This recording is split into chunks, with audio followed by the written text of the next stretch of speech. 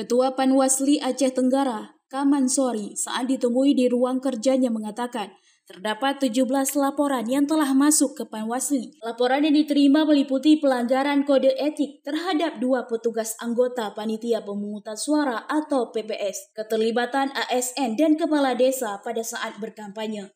Selanjutnya, Kaman Sori menyebutkan terkait laporan terhadap ASN dan kepala desa yang diduga melanggar kode etik, pihaknya telah melakukan kajian awal dan telah melimpahkan proses lebih lanjut pada pemerintah daerah melalui PJ Bupati untuk menindaklanjuti proses lebih lanjut.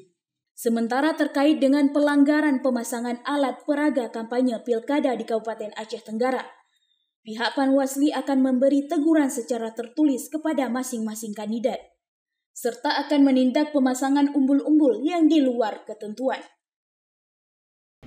17 laporan sudah masuk dan alhamdulillah 14 laporan sudah kita selesaikan. Saat ini 3 laporan lagi pengkajian. Mungkin ini yang dapat saya sampaikan terkait dengan laporan. Ya, terkait dengan ASN, baik itu kepala desa sesuai dengan Perbawaslu nomor 9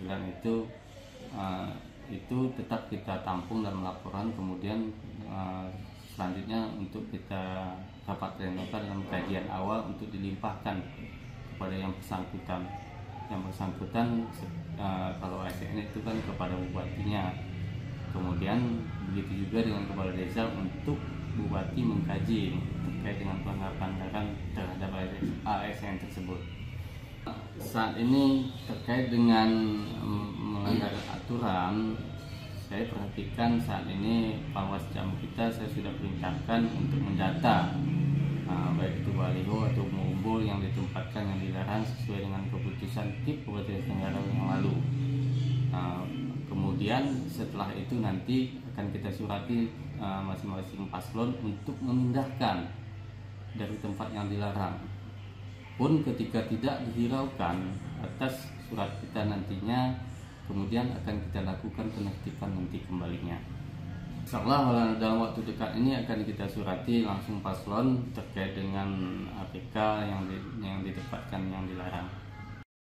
Pihak Panwasli Kabupaten Aceh Tenggara berharap kontestasi pilkada tahun 2024 ini bisa berjalan dengan damai sesuai dengan ketentuan dan undang-undang yang berlaku untuk menyukseskan pilkada damai. Dari Aceh Tenggara, Al Mujawaddin melaporkan untuk Puja TV.